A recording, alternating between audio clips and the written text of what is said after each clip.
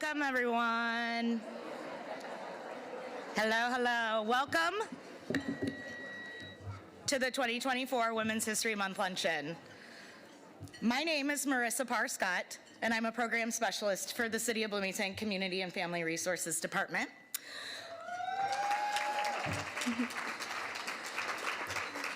I'm also the city liaison to the Commission on the Status of Women. So on behalf of them, allow me to say that we are really honored to have you all here with us today for our 39th annual luncheon and in our 51st year as a City of Bloomington Commission.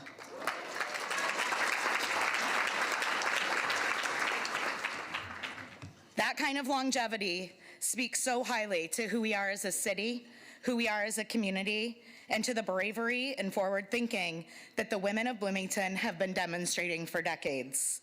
Coming together today is such a wonderful way to celebrate that legacy. And again, we're thankful and honored that you're here with us. To get us started, I would like to introduce Commissioner Marissa Churchill, who will be reading the City of Bloomington Land and Labor Acknowledgement. Thank you.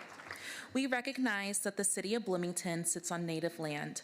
The city, as well as the city administration buildings, are on traditional homelands of the Miami, Delaware, Potawatomi, and Shawnee people, and we acknowledge they are past, present, and future caretakers of this land.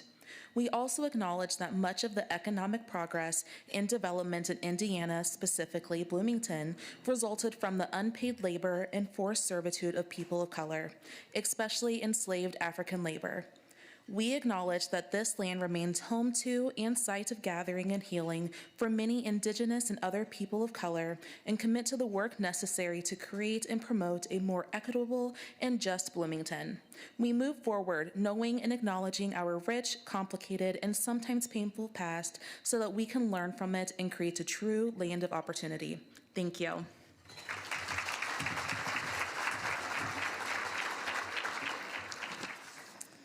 Thank you, Marissa. Next, we'd like to welcome Mayor Carrie Thompson, an experienced nonprofit executive who has managed large organizations, complex projects, and multi-million-dollar budgets. Mayor Thompson is herself a woman making history.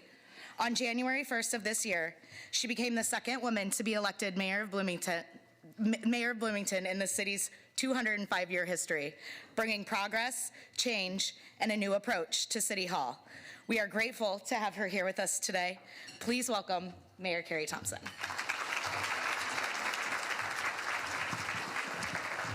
What an awesome crowd. I love this event every year. I love it because I always get to meet new women that I haven't met yet before. I get to meet men who are lifting women up and being great partners to help us get where we need to go in leadership, and then there is the strong legacy of women who are and have been leading the way for so many years.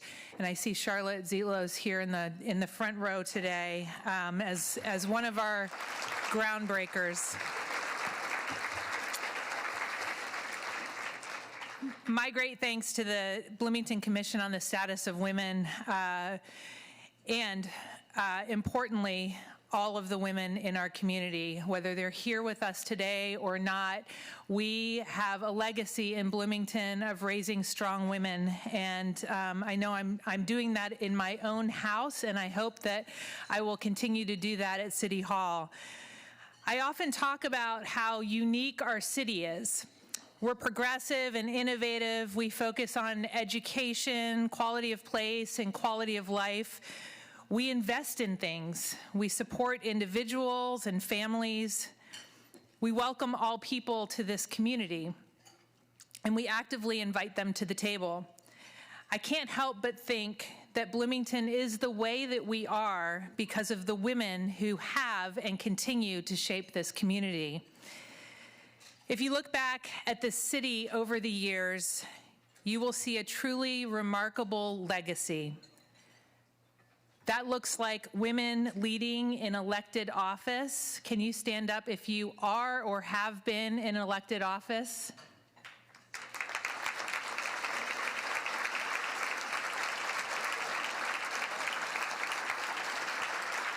Pretty awesome.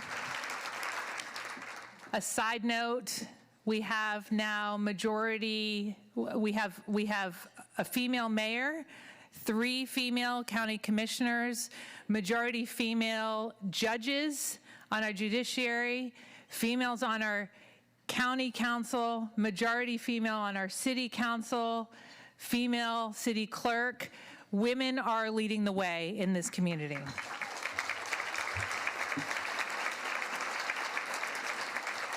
It looks like women leading in nonprofit organizations. If you work for a nonprofit and you're a woman, can you stand up?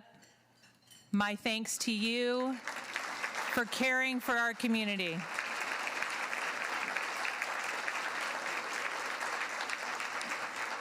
How about if you're a woman leading in the arts, education, or culture? Can you stand up? That's it.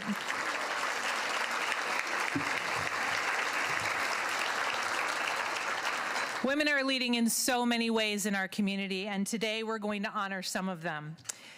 Yet for all of the work that our predecessors have done, we all know we have more work to do to achieve the equality that we want for our daughters and for our granddaughters, especially women of color. I'm talking about equal pay for equal work, affordable childcare that allows women to work and raise their families, autonomy when it comes to our health care, yes, even in Indiana.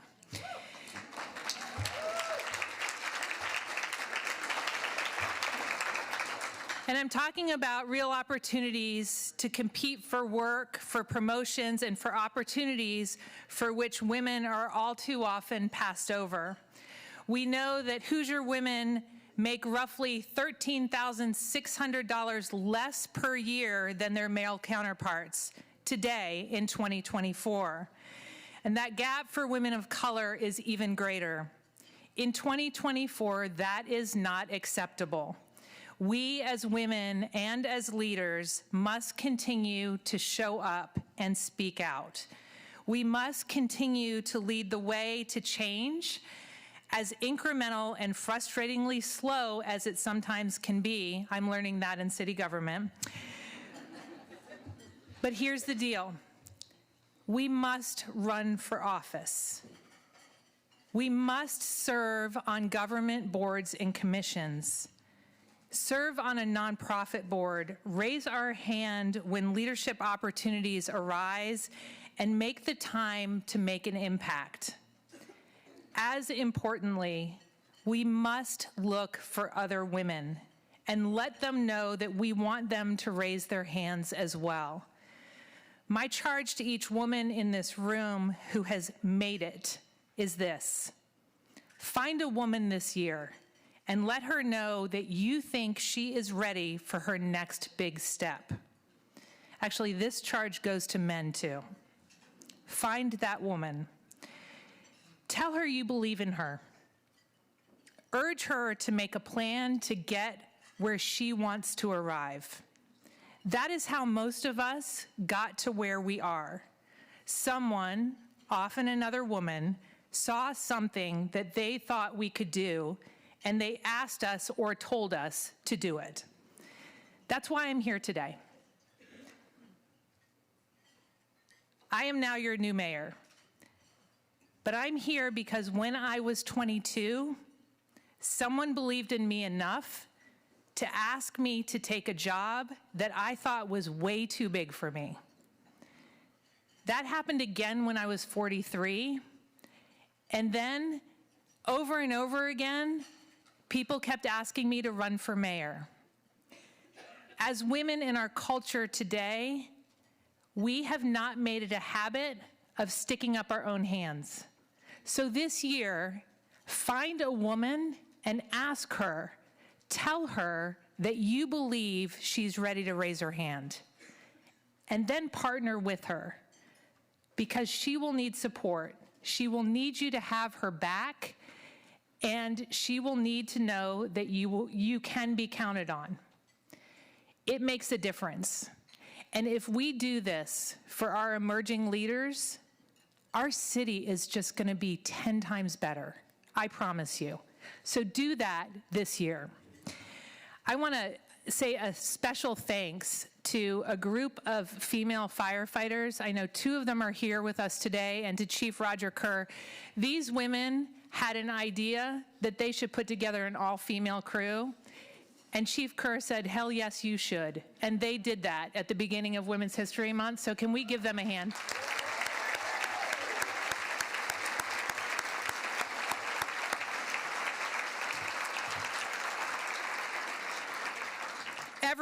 Every one of us in this room has a gift to give.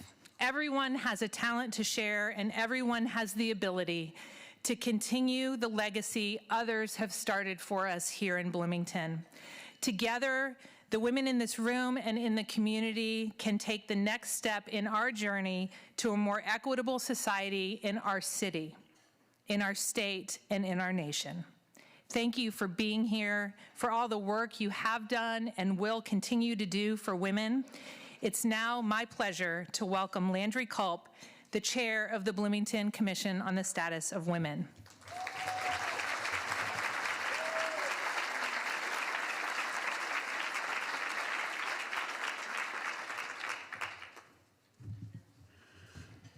Thank you, Mayor Thompson. We so appreciate your presence here and your support of the work that we do. Hello, everyone. As Mayor Thompson said, I'm Landry Culp, and I'm the chair for the Bloomington Commission on the Status of Women. Thank you to each of you for showing up today and doing this work with us.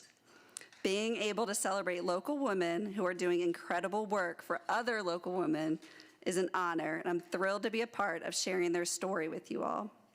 The Commission is pleased to recognize the 2024 Women's Achievement Award winners, which include the 2024 Woman of the Year and the 2024 Toby Strout Lifetime Contribution Award. With that, I'll kick off the awards presentation, part of our luncheon, by passing it over to Carrie Stillians, who is the Middleway House Executive Director.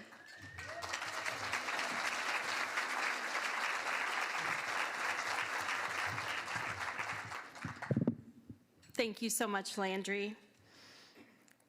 Good afternoon. My name is Carrie Stillians, the Executive Director at Middleway House.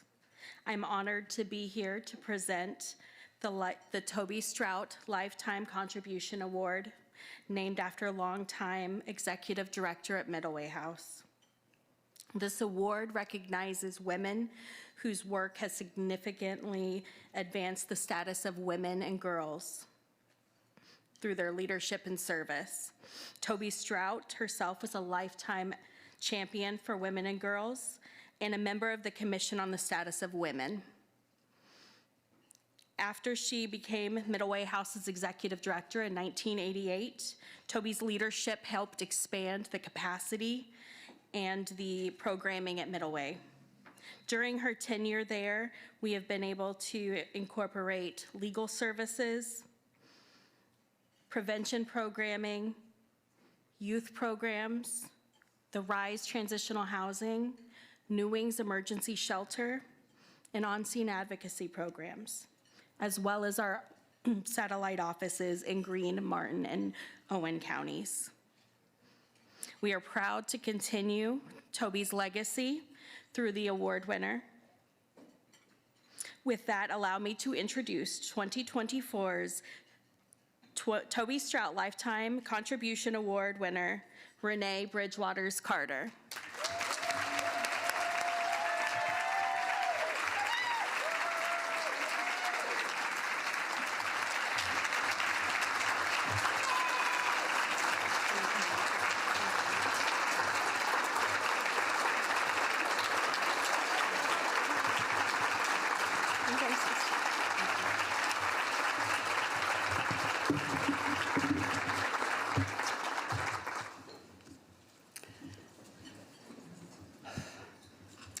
First of all, I want to say that I am deeply humbled and honored to have received this award. Very, very thankful. Never in 1,000 years would I have thought that I could catch hold of Toby Strout's wings, and that's what I've done. I never had a chance to meet her, but what I've read about her and what I hear about her, the legacy she left was phenomenal. and I'm very thankful to have grabbed on to that. I want to thank the commission, the city's commission on the status of women, for the award. I'd like to thank Park and Recreation and my colleagues, Park and Rec, Eric, Aaron, Becky, and Leslie Brinson. When I came back home, I've been back in Bloomington 8 years. I'm a native of Bloomington, grew up here, went to school here, and then moved away, raised my family, and knew I wanted to come back to Bloomington. And it had always been in my heart to give back to the community that gave so much to me. Banneker was a place that I grew up, I thrived, we were community, family.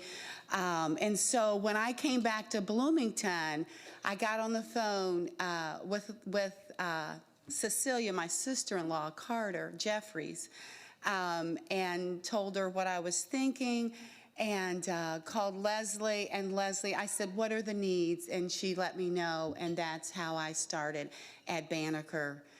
Again, it's a wonderful place, it's a wonderful facility, it's the best kept secret as far as after schools are concerned. Programming, they do a great job.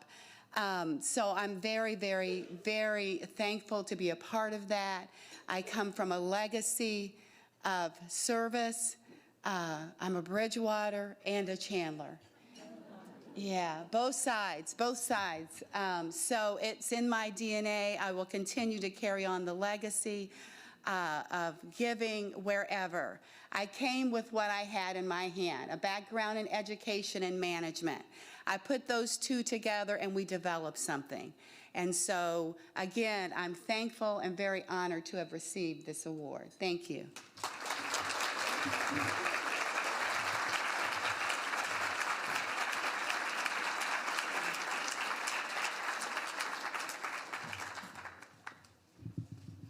In true Carrie form, we got a little bit out of order, so I apologize. But Renee, affectionately known as Ms. Renee, has demonstrated a lifelong commitment to the youth of our community through her many years of service to the Banneker Community Center.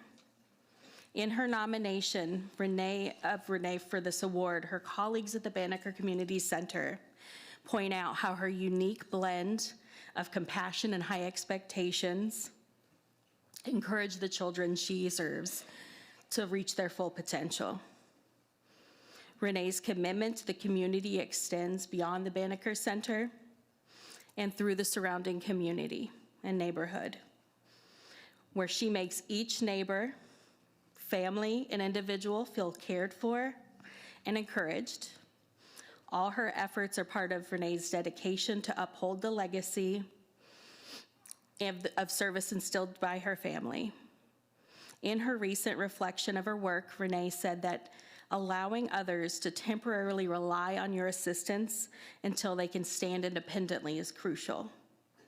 For her ability to see the intrinsic value in each person, encourage them to develop their unique gifts, and for years of dedication to our community's children. Thank you again, and I'm proud to be able to present you the award today.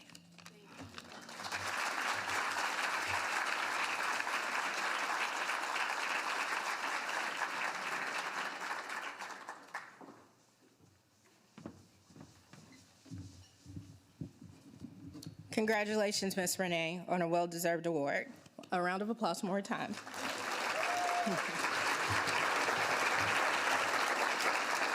Thank you for being a pillar of support for our women and girls in our community. Hello, my name is Jennifer Crossley, and I'm pleased to be with you all here today. This next award is presented to a woman who has improved the quality of life for other women and girls, and who serves as a positive role model, and who has made an outstanding contribution to our community. As the 2023 Women of the Year recipient, also known as WODY, thank you. I am honored to announce the 2024 Women of the Year Award, Marsha Lovejoy.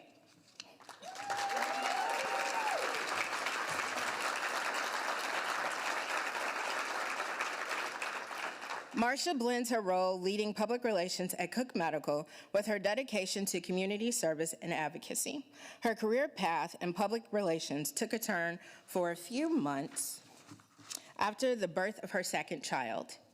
Finding herself consumed with work and mom life, don't we all know, Marcia began experiencing symptoms of postpartum anxiety. This period of struggle in her own life, Marcia says, prompted her to look for a way to support others. She quickly discovered the I Support Girls, an international organization that makes essential items like bras, underwear, and menstrual hygiene products available to women and girls experiencing poverty and homelessness.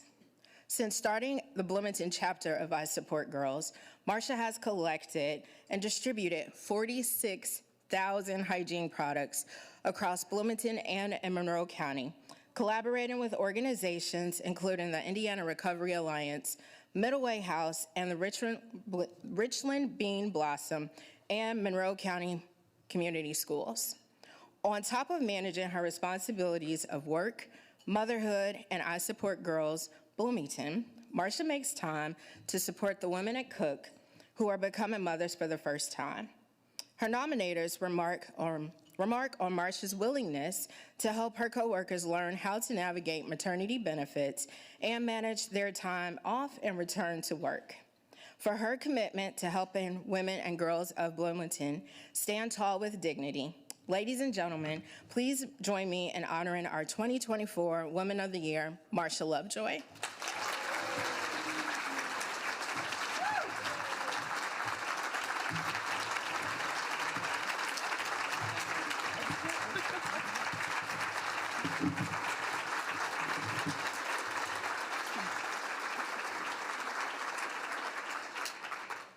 Thank you. It feels a little awkward to have an entire room full of people stand up for me, but thank you. Oh, thank you so much. Thank you. Thank you. So first, I would like to say thank you to my husband first, because I truly believe that the biggest decision you can make as a woman in your life is the partner that you choose to help support your career and your family, and I got a good one. Then my children. Caroline and Leo are with me today, and Teddy's at daycare because there is no chance I was bringing a 5-year-old here. So thank you to my kiddos, of which who have really inspired me to do this I Support the Girls work. Leo, who's 8, was the one, the baby that, got me started here on I Support the Girls. And then Caroline, because at the time she was 3 and 4, I was like, I've got a little girl. Like, I need to do something for girls. I need to do something for her future. So thank you. My parents are here, friends, family, so thank you so much. One thing that has been really important to me in my professional life is learning from women in leadership, vulnerable women in leadership, that are willing to tell the truth, be accurate about their lives, talk about when things are hard. And I feel like that's one of the best gifts I can give to my peers and the future generation of women in the workforce. So thank you to many of the women from Cook that are in the room, especially Krista Curtis. We've had many heart-to-hearts over the years, and I will say I would not be where I am today as a leader without Krista's vulnerable leadership style. So thank you. So as I've been thinking about Woman of the Year, like that's a really big title. Like that's a name, right? But what I want everyone to know is that absolutely no one has it together, right? So, we're all struggling with all the things, whether that's work, community efforts, being a parent, being a family member. It's hard. And I think one of the greatest gifts, like I said, we can give to each other is to be vulnerable with our experiences. So I found a poem that I thought was applicable by Donna Ashworth called Unstoppable. Unstoppable, they called her, but I saw her stop. I saw her stop many times. Sometimes I thought she had stopped for good, but no. She always found a way to rise again, to resurrect, not the same, never the same. Unstoppable, they said, but I think it was in the stopping that she found her power. So whenever any of you are in situations where you feel like, how does whoever do it? How does she do it? How does Woman of the Year do it? Know that no one is doing it all. We're all struggling with something, and we can support each other in so many wonderful ways. So thank you so much. I appreciate this honor so truly.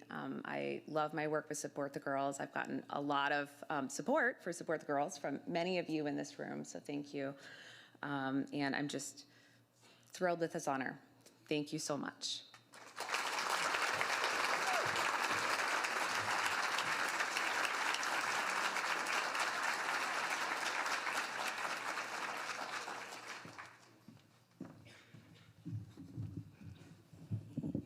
Good afternoon. Pause while I find my page. Oh, my slides up too. Congratulations again to the 2024 Women's Achievement Award winners.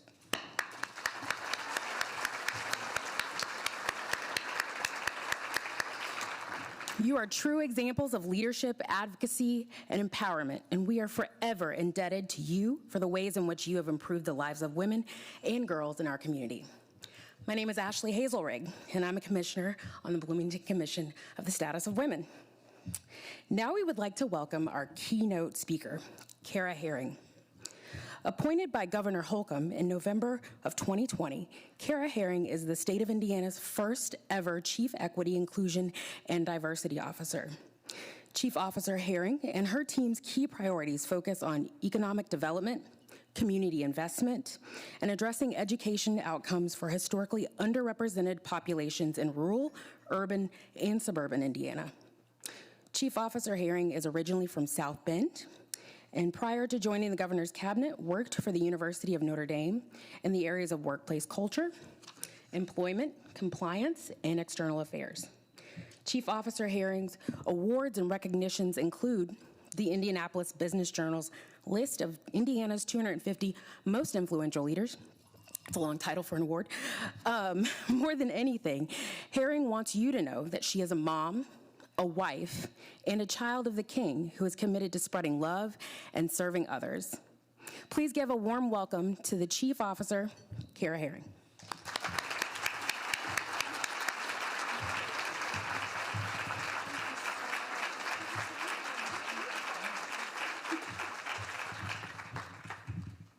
Well, thank you so much for that warm welcome. I could not have been introduced by someone more stunning and gorgeous. My goodness, your skin is like glowing. Thank you, Ashley. I'm so incredibly honored to be here, and I must tell you, when I walked into the room today, I just felt so much love and so much appreciation from people that I've never even met. I had the opportunity to meet Mrs. Carol Stokes, who we have connections from South Bend, Indiana, and Michigan. My parents are from Michigan. She's from Benton Harbor. And then I got to see a familiar face, Mr. Dan Peterson from Cook, who we've met before at several events. Then I had the opportunity to talk with Mr. Nelms, who I know his father very well from a connection at the University of Notre Dame, my friend Eric Love, who used to work for Indiana University. And speaking of Indiana University and Eric Love, I am so happy that I got to meet Miss Beverly Callender Anderson, just an incredible woman. And I cannot wait to talk to Eric and tell him about all of the wonderful connections that have been made. But I asked him to read the shortened bio because it really is important to me that before I share that people understand a little bit about what drives me as a leader and why I show up the way I show up. And I'm so grateful to Mayor Carrie Thompson's comments because honestly, you gave my keynote. Why am I here? Those are the things that I wanted to highlight and talk about, especially some of the notes that you've made around the opportunity for women to raise our hands more, for us to throw our name in the hat, for us to look at a position description and not say, oh, I'm not going to do that because I don't have all of the qualifications, when a man will look at the same position description and say, I can do 2 of those things, I'll apply for the job. We have to be able to raise our hands more and put ourselves out there and take those risks. And so I'm so excited that Mayor Thompson talked about that. But I love to share a little bit about my North Star and why I show up the way that I show up every day. It has been the opportunity opportunity of a lifetime to serve under Governor Eric Holcomb, the 51st governor of the state of Indiana. And as you know, he's term limited, and so our administration is on the way out the door. But we have been able to accomplish some really great things over the past 3 years, and I'll be very honest with you. When his team contacted me about the possibility of working with him in this role that has never existed before for the state of Indiana, initially I declined. I said, no thanks, that's not really the space that I'm in. I'm a public affairs specialist, I'm a lawyer, I don't do diversity work. But as I sat down with the governor and his team, and they started talking about their heart for the people of Indiana, not their heart for representing a particular party, but their heart for the people of Indiana and what it means to really uplift the lives of others by providing resources and making sure that we're removing barriers so everyone has access to the tools that they need to live their best quality of life. He was speaking my language.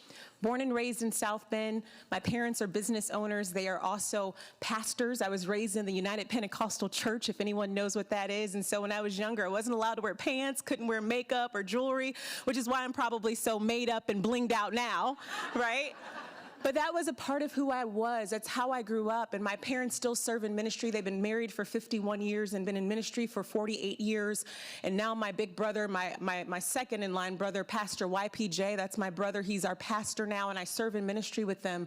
But we were all raised, the four of us, in a household where we were taught service to others is really important. Yes, we have our own selfish wants and desires. We have goals that we want to accomplish. It's okay to be ambitious within the realm of your purpose that God has created you for, but never forget that the gifts that you've been given, the talent, the skill you've been given is meant to uplift others and to create a pathway for others, especially Kara, women and women of color. And that's what I feel like I've had the opportunity to do over the course of my career. And so this is a small blip in the history of that. But I want to share a little bit about what the governor and I and our team have been working on. As you know, first ever office, it's never existed before, and who knows if it will ever exist again. But over the last 3.5 years, we've been able to do some really great things for the state. And when I first sat down with him, I said, I really want to make sure that this focus is about removing barriers for our most vulnerable residents in Indiana.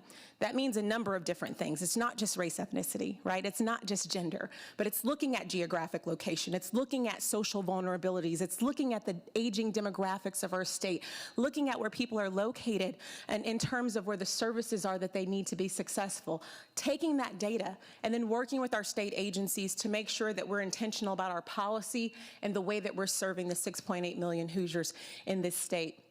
It's hard for me to say Hoosier sometimes because I'm a Boilermaker, but it's okay. I tell people I was born a Hoosier, but I got real smart and became a Boilermaker. Just joking, just joking. And there we have it. Now we know it's not party that divides us, it's alma maters that divide us. I see what it is. But because of that passion of looking at those vulnerable populations, we decided to approach this in 3 ways. And the first is really thinking about a data-driven policy, data-driven initiatives, right? I would love for people to think that we're going to all focus on equity and inclusion and opportunity and take into account all these different demographics because it's the right thing to do. It's the North Star. But not everyone thinks that way. And so we've had to make sure that we had the data so that that drives the story around why we are focusing initiatives on infant mortality or maternal mortality or initiatives on education, why we're driving them towards certain populations? Well, because the numbers don't lie. The data tells us where to drive those resources. The second piece of this, and the piece that I love the most, is really partnerships.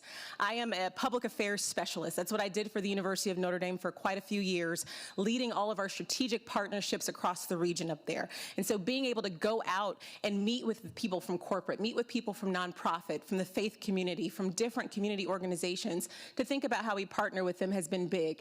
And then the last piece is really making sure that our team did this with civility and inclusion. It's the most important aspect of this. Whether you believe that this position should exist or not, whether you think that this position is actually something that should be a part of state government or not, let's at least agree to have these conversations in a civil and inclusive way. These are just a few pieces of the data that we look at, a few different metrics. It's so much bigger than this, but we have a data portal that the governor asked my team and the state's management performance hub to create so that we could dig into how people are experiencing quality of life in the state by reviewing all of these different demographics, plus a few others. When you think about partnerships, this is, just a small snapshot of all of the different organizations. And I know Cook has a new logo, and there's some other folks that have new logos, and so people are like, you got to update your thing. But this is from the beginning of time when we started in 2021 and making those connections and talking to people across the state, not only about what they need from us, but how we could learn from them so that we could better serve them, so we can better show up and give them the data they need to make informed decisions about corporate social responsibility and community investment as they're putting out their initiatives. This civility inclusion piece is really huge for me. These are just some of the words that are at the core of why we've approached the work the way that we have. I told the governor yes to a fairly simple role, but a very politically complex landscape. I will tell you, doing diversity, equity, and inclusion work, if you understand the importance of putting people first, it's not rocket science. However, the challenge for people who do this work are the environments that we have to go into to do the work. That's where the rocket science comes into play. And so having the emotional intelligence to navigate politically complex landscapes, that's where our diversity, equity, and inclusion specialists, that's where the real challenge is. And so I told the governor, I said, I really want to make sure that everything that we do, even when people write nasty articles about me, even when people are in my face within that state house telling me they don't think I belong there, I want to make sure we're leaning into these things. Human dignity, inclusion, compassion, making sure we're talking in a way that provides for constructive disagreement. That was what was really important to me. And I will tell you, I've taken a lot of hits over the last 3.5 years, and I never had any intention of working in state government or being anywhere near politics. I've had people ask me, will you run for office? I said, I'm running from office right now so that I can go do something different. But maybe one day God will call me to that space. But for me, this was the important approach, right? And so what we decided to do because of that approach was really push this message. I wanted people to understand we're not here to change your beliefs. No one's going to indoctrinate me at 41 years old. I was raised in a conservative Christian household. I believe what I believe, and that's the beautiful thing about me. I lean into those core values that were instilled in me. I do that unapologetically. But I'm very humble, and I understand that I have an opportunity to adjust my behavior sometimes so that I can better connect with people who were not raised like me. I don't want to change their mind about what they've been raised to believe. I don't want to change that, but I want us to all be humble enough and put our ego aside in a way that we can change our behaviors so that we can have civil discourse in a constructive way, so that we can see beyond our own perspectives and invite in the perspectives of others who might have a different viewpoint of life.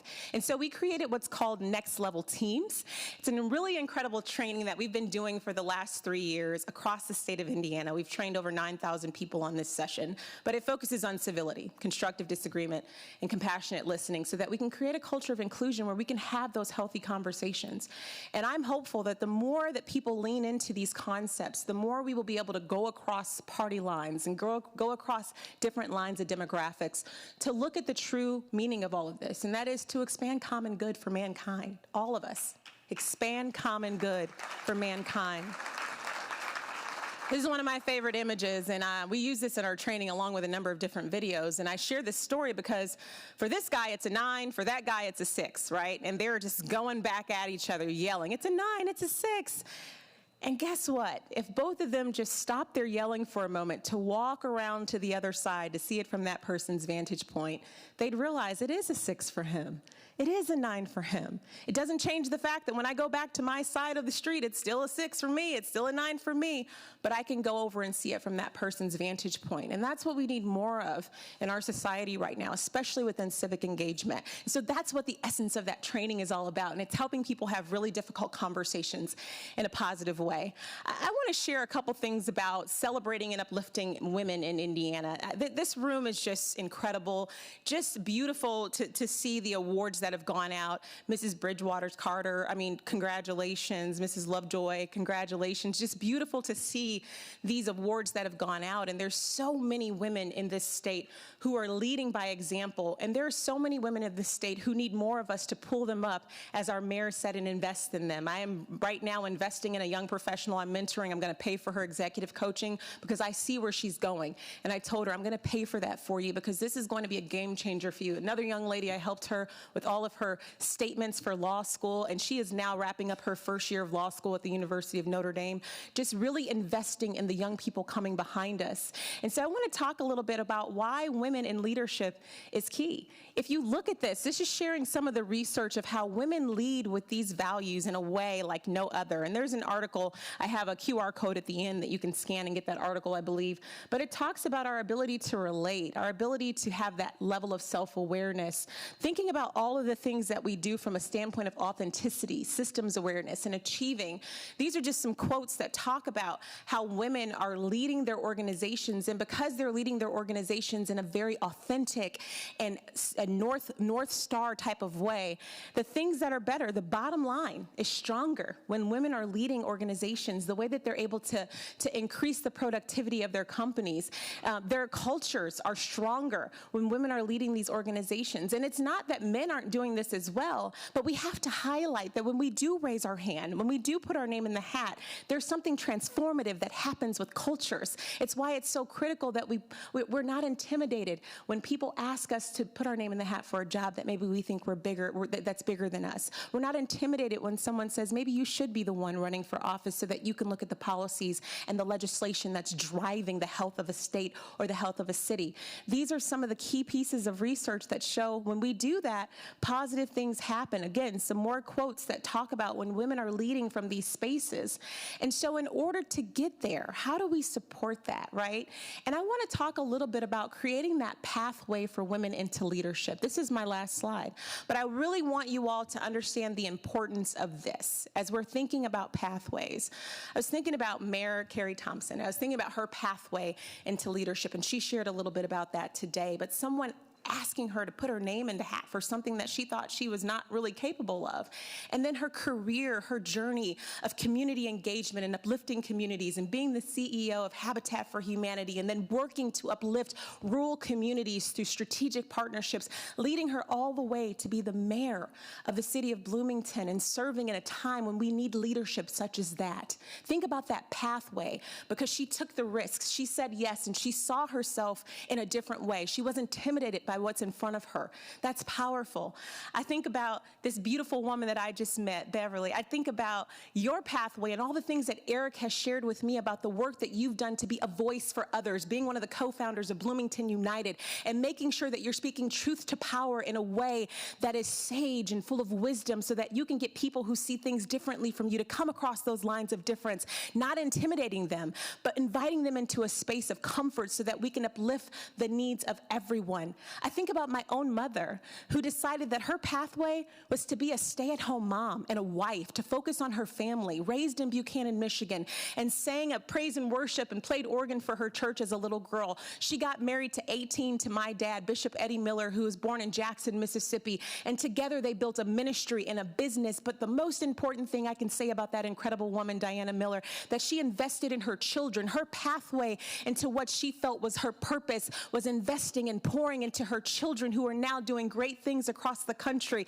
She has now been married to my dad for 51 years and serving in ministry for 48 years. That pathway into that was because she wasn't intimidated by the call that was in front of her. You can think about all the different pathways, whether it's corporate or nonprofit, whether it's in politics, whether it's at home with your family. Those pathways are the very thing that is creating the opportunities for the young women who are coming behind us, the young men who are coming behind us. Think about the statistics that Mayor Carey shared with us about salary and the wage gaps and the disparities, and add 20% to that for women of color, because we grapple with the intersectionality of having to show up not only as women, but as women of color. And so there's other things that are working against us, but yet there are still so many of us that show up unafraid. We raise our hands, we step into the fire, we bust through those glass ceilings, even though it means cuts and bruises sometimes. We blaze those trails, even though it means burns sometimes, but we're doing it because we're creating a pathway for the women coming behind us.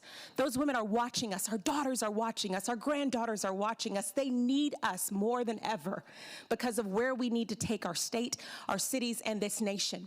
And so if you're in a room and you're a leader of an organization, or you're someone who has influence in an organization, think about this. Having inclusive leadership at all levels, developing high-achieving students early for leadership, making our young ladies understand that you too can be in public safety. You too can be in healthcare. You too can be in politics, even when they're 2, 3, 4, 5 years old. Making sure that we're incorporating bias awareness training for all of our leaders, men, women, people of color, everyone, so that we can better interact with one another, encouraging more women to raise their hands to lead teams, companies, projects, increasing our investment, like I am, of executive coaching and strategic sponsorships and structured mentorship for high-performing, high-achieving women, and then making sure that we are creating equitable civic engagement and advocacy. We have to have more women in that state house. It's time for us to create a pathway for a Mayor Carrie Thompson to be Governor Carrie Thompson, right? That's what we need. It's time. And then finally, thinking about how we increase the number of women in male-dominated professions and then hold our leaders accountable to these equitable spaces that we so desperately need. I jokingly tell people that perhaps I am running from politics so I can go do something a little different. But who knows what God has in my future? And if it's me being called into a space where I can lead in a civic way, I'm very open to that because I always want to be within the purpose that God has called me into. And so I challenge all of the women in the room today. Sometimes it's scary. Sometimes it can be a little daunting to say yes to something that takes you out of your comfort zone. But we need you. We're watching. Our daughters need us. They're watching. And guess what? I would argue our sons need us to do it even more so that we're creating the next generation of men who understand that women can lead. Women will lead. And when we do, our cities, our state, and our nation are stronger because of it. Thank you so much for having me today. God bless you.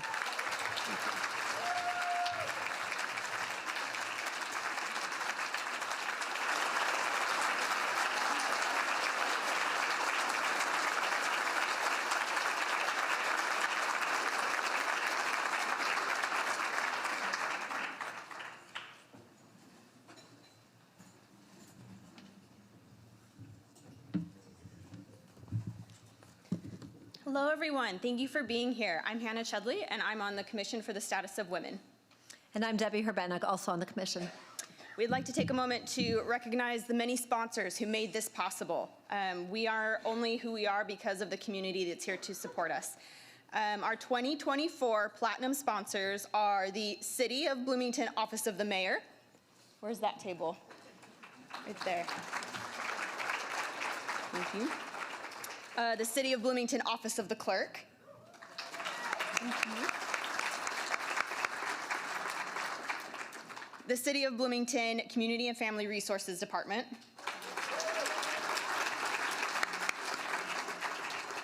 Cook Medical.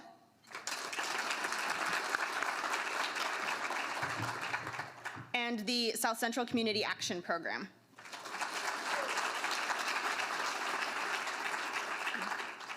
Our 2024 gold sponsor is Girls Inc. of Monroe County.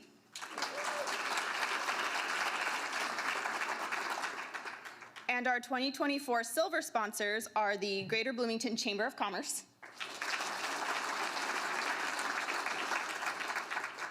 and the Indiana University Office of the Vice President for Equity, Diversity, and Inclusion.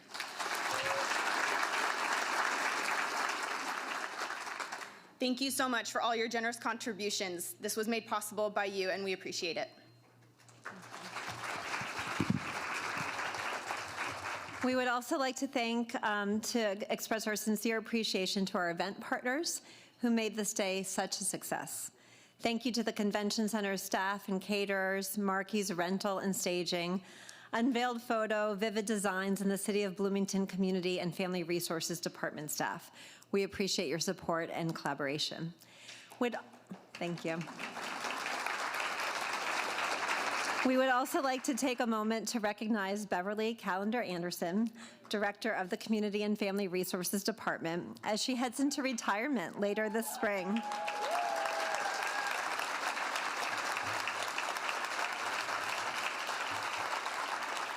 Beverly, we thank you for your leadership within the City of Bloomington and for all the positive impacts you've made in our community during your years of public service. I know in the decade plus I've been on the commission, you've been such a star for all of us, and we really appreciate you. As you all leave here, please make sure to complete the short survey about today's event, which is on the back of your program. We greatly appreciate any and all feedback as a way to create a more impactful event each year. We also invite women in our community to learn more about and apply for our Leadership Scholarship Initiative, which supports several women each year in the pursuit of leadership development activities. And you can find more information under our commission page on the city website. And though this day is certainly to celebrate the Women's History Month Luncheon, I just want to thank everybody here of all genders for being here to be part of our celebration today. May we leave here today and continue to do good work in the footsteps of Toby Strout, our esteemed award winners past and present, and the generations of people who support women and others who have come before us. Thank you so much for joining us today.